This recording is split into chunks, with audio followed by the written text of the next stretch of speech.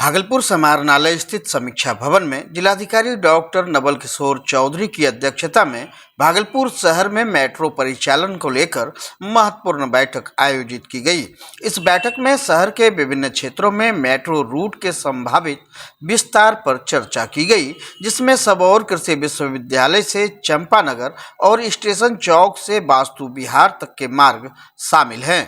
बैठक में भागलपुर नगर निगम की महापौर डॉक्टर वसुंधरा लाल, विधान पार्षद संजीव सिंह, नगर आयुक्त डॉक्टर प्रीति, उप महापौर डॉक्टर सलाउद्दीन अहसन, नगर निगम की अस्थायी समिति के सदस्य और मेट्रो एजेंसी के अधिकारी मौजूद थे।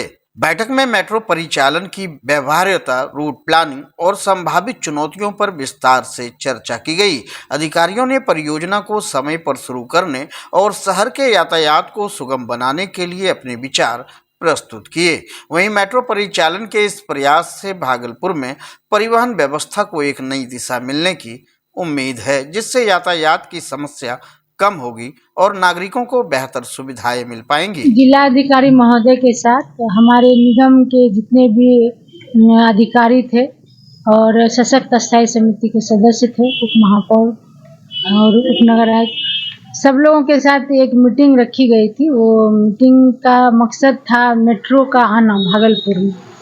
तो जो राइट्स कंपनी है वो मेट्रो बनाती है, हर जगह वही बनाई है। उन्हीं के द्वारा ये प्रपोजल भी एक बना हुआ, पहले से ये लोग बना के रखे, 2-3 महीना पहले से इस पर काम कर रहे थे।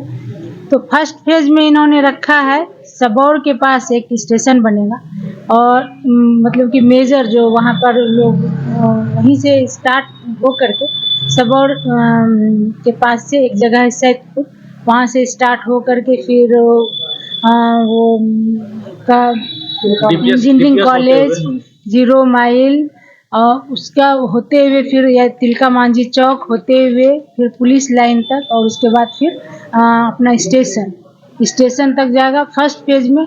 फिर चंपानगर से, ये पहला फेज में ही, फिर चंपानगर जो है चंपा नदी के उस पार से, वहाँ से स्टार्ट हो करके फिर ततारपुर चौक होते हुए फिर स्टेशन तक, ये फर्स्ट फेज की प्लानिंग है। और यदि हम लोग ये प्रपोजल भेजते हैं, इसको अप्रूव करके हम लोग भेजते हैं, तो ये 6 महीने के अंदर स्टार्ट हो जाएगा। और सेकेंड फेज में फिर हम लोग स्टेशन से ले करके दक्षिण की तरफ बढ़ेंगे, जो 20 किलोमीटर का दायरा में होगा, तो हमको लगता है जगदीशपुर तक वो कवर कर लेंगे। तो आप लोग ने क्या देखा है जो अब वही इसका जो हॉरिजॉन्टल वाला रूट लाइन है सबौर के आगे सैदपुर से लेके चंपानगर तक, अभी उस पे ज्यादा प्रायोरिटी हमारी फर्स्ट फेज में। लेकिन सड़कें काफी संकीर्ण हैं, तो इसको लेकर हाँ, जहाँ पे रोड विड्थ की दिक्कत है वो रोड वाइडनिंग का प्रपोजल दिया जाएगा गवर्नमेंट, उस पर विचार करेंगे। ये सब सारा काम डीपीआर में होगा, अभी अगला फेज है तो उसमें किया जाएगा। कई जगह इन्वेस्टमेंट की समस्या हो गई, जहाँ समस्या होगी वो स्टडी किया जाएगा ना, डीपीआर में डिटेल प्रोजेक्ट रिपोर्ट जब बनेगी तो उसमें सारा अध्ययन किया जाएगा। और वैसे जहाँ पे लैंड की प्रॉब्लम थी वो सारी चीज हाईलाइट कर दिया गया है।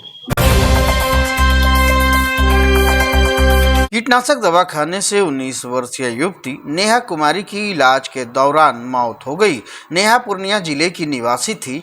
जानकारी के अनुसार 1 सप्ताह पहले किसी विवाद या तनाव के चलते उसने कीटनाशक दवा का सेवन कर लिया था। उस समय घर में कोई मौजूद नहीं था। परिजनों ने जब नेहा की गंभीर हालत देखी तो उसे तुरंत स्थानीय ग्रामीण डॉक्टर के पास ले गए। हालत बिगड़ने पर उसे पूर्णिया सदर अस्पताल में भर्ती कराया गया, जहां से बेहतर इलाज के लिए भागलपुर के जवाहरलाल नेहरू मेडिकल कॉलेज अस्पताल रेफर किया गया। शनिवार सुबह 6 बजे इलाज के दौरान नेहा ने दम तोड़ दिया। वहीं घटना की सूचना पर मायागंज स्थित बरारी थाना पुलिस ने परिजनों का बयान दर्ज किया और सबका पोस्टमार्टम कराने के बाद परिजनों को सौंप दिया। मैं 6 बजे शाम को उल्टी खूब होने लगा था। 3 दिन घर में थे, उसके बाद गांव का डॉक्टर से दिखाए, उल्टी बंद नहीं हुआ तो सदर अस्पताल पूर्णिया में ले गए। वहाँ पर 2 दिन थी, उसके 5वां दिन में मुंह से खूब उल्टी आने लगा, तो उसके बाद वहाँ से तुरंत प्राइवेट में ले गए। प्राइवेट में 6 दिन के बाद वहाँ से रेफ़र मायागंज हॉस्पिटल भागलपुर में रेफ़र किया। यहाँ 4 दिन, आज 4 दिन हो गया। रात को वेंटिलेटर लगा, बोले डॉक्टर वेंटिलेटर लगेगा, तो बोले तो सुबह 6 बजे डेट। क्यों उल्टी आ रही थी?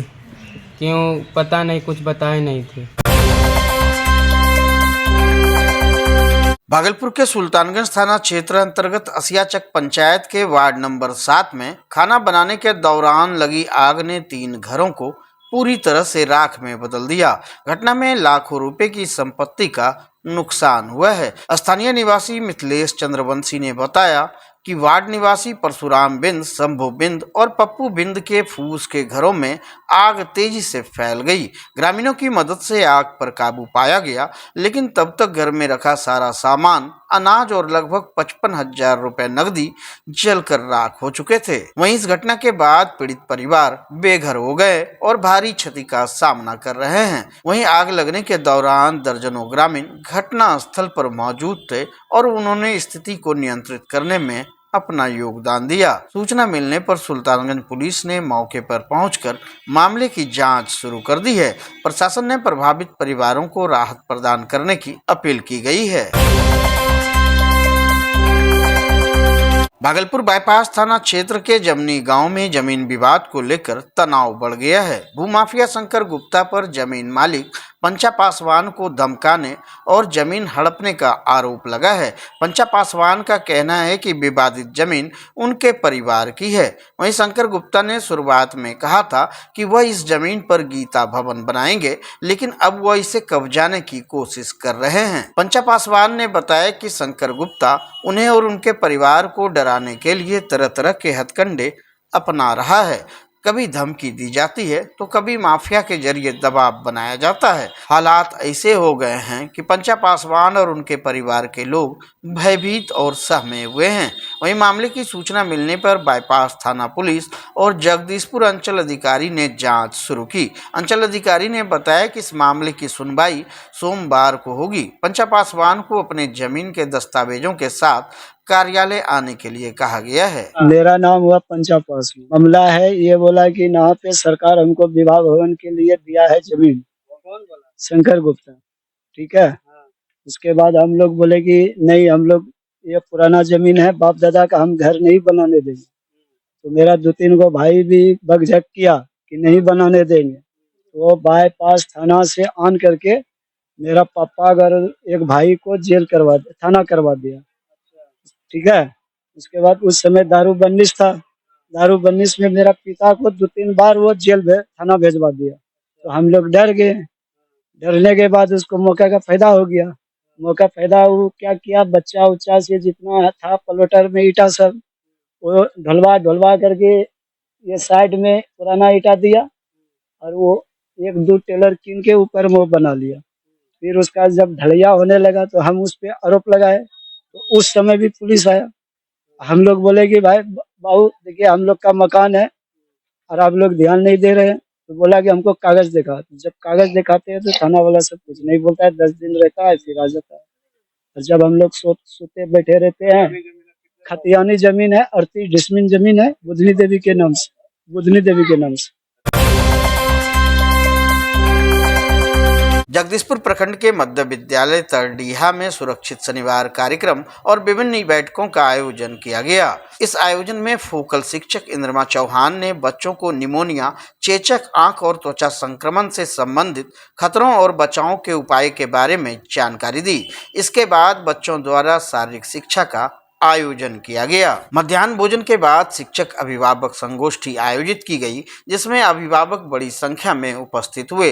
विद्यालय के प्रधानाध्यापक मुकेश कुमार भारती ने अभिभावकों को संबोधित करते हुए छात्रों की उपस्थिति में कमी और विद्यालय में पानी की कमी पर चर्चा की। साथ ही विज्ञान शिक्षिका सीनी रुखसार ने अभिभावकों को पीवीएल कार्यक्रम से अवगत कराया। इस बैठक में विद्यालय के शिक्षक दिवाकर हारा, राजेंद्र प्रसाद सिंह और सुजाता सिंह ने भी अभिभावकों को संबोधित किया। बैठक के बाद नामित शिक्षकों के दिशा निर्देश में बाल संसद, मीना मंच, पीयर लर्निंग और इको एवं यूथ क्लब की बैठक आयोजित की गई, जिसमें सभी शिक्षक और शिक्षिकाएं शामिल थे। बच्चों ने इन बैठकों में सक्रिय रूप से भाग लिया, अपने विचार साझा किए और विद्यालय के विकास के लिए सुझाव दिए। वहीं सभी छात्र छात्राएं अपने कर्तव्यों को निष्ठा से निभा रहे हैं और विद्यालय के विकास में महत्वपूर्ण योगदान दे रहे हैं। राष्ट्रीय मानवाधिकार एवं आरटीआई जागरूकता संगठन भारत के भागलपुर स्थित प्रदेश कार्यालय में संगठन के राष्ट्रीय सचिव और राष्ट्रीय सलाहकार समिति के अध्यक्ष बसंत कुमार महतो का आगमन हुआ। उन्होंने कार्यालय में मौजूद सभी आवेदनों और गतिविधियों का औचक निरीक्षण किया। निरीक्षण के दौरान उन्होंने बिहार में संगठन की कार्यशैली पर संतोष व्यक्त किया। इस अवसर पर प्रदेश अध्यक्ष सुमित कुमार ने अंगवस्त्र भेंट कर उनका सम्मान किया। सभी पदाधिकारियों ने पुष्पमाला से उनका स्वागत किया। इस कार्यक्रम में प्रदेश अध्यक्ष के साथ मीडिया प्रकोष्ठ प्रदेश अध्यक्ष विभूति सिंह, युवा प्रकोष्ठ प्रदेश अध्यक्ष संजीव कुमार, रोजगार प्रकोष्ठ प्रदेश अध्यक्ष संदीप कुमार, जिला कार्यकारिणी सदस्य नवीन कुमार सिंह और श्याम नंदन सिंह मौजूद रहे। बांका जिला के रजौन थाना क्षेत्र में सड़क दुर्घटना में घायल युवक ने इलाज के दौरान मायागंज अस्पताल में दम तोड़ दिया। घटना 27 दिसंबर की सुबह 9 बजे की है, जब मृतक अपने दोस्त के साथ बाइक पर सवार होकर घर लौट रहा था। रजौन थाना क्षेत्र के सत्संग भवन के पास विपरीत दिशा से आ रही तेज रफ्तार ट्रैक्टर ने उनकी बाइक को टक्कर मार दी थी। दुर्घटना में कुमार और उनके दोस्त गंभीर रूप से घायल हो गए। वहीं कुमार की हालत अधिक गंभीर थी और इलाज के दौरान उसकी मौत हो गई, जबकि उसके दोस्त का पैर फ्रैक्चर हो गया और उसका इलाज अभी भी जारी है। मृतक की पहचान दरपा गांव निवासी गोपाल मंडल के 20 वर्षीय पुत्र कुमार के रूप में हुई है। वहीं परिजनों ने दुर्घटना की जानकारी मिलते ही घायल युवक को भागलपुर के जवाहरलाल नेहरू मेडिकल कॉलेज अस्पताल पहुंचाया, लेकिन गंभीर चोटों के कारण उसे बचाया नहीं जा सका। पुलिस ने मायागंज अस्पताल स्थित बरारी थाना में परिजनों का बयान दर्ज किया और पोस्टमार्टम कराने के बाद सबको परिजनों को सौंप दिया। इधर से मोटरसाइकिल बाइक से जा रहा था, उधर से ट्रैक्टर आ रहा था, मार दिया धक्का। हाँ। तो उसमें ट्रैक्टर वाले को रोकवाया कि रोक के रखना, मैं बच्चा लेके भागा। हाँ। तो बच्चा लेके गया इलाज करने के लिए, इधर ट्रैक्टर लेके भगा दिया गाड़ी ट्रैक्टर वाले को, गाँव वाले ने। कब घटना घटी थी? 27 तारीख को। कहाँ पे? सत्संग भवन के आगे डड़पाव में, चंदन के किनारे रोड पर। कौन थाना क्षेत्र? कौन थाना? रजौन थाना। रजौन थाना है। क्या नाम है आपका बेटे का? मिथुन कुमार। कितना उम्र होगा? 20 साल। 20 साल। क्या करता क्या था बच्चा? बच्चे पढ़ के मतलब पढ़ता था पहले, अब पढ़ता नहीं था, ये कोई काम करता था, ऐसे जा रहा था, काम की तलाश कर रहा था, है ना? हाँ।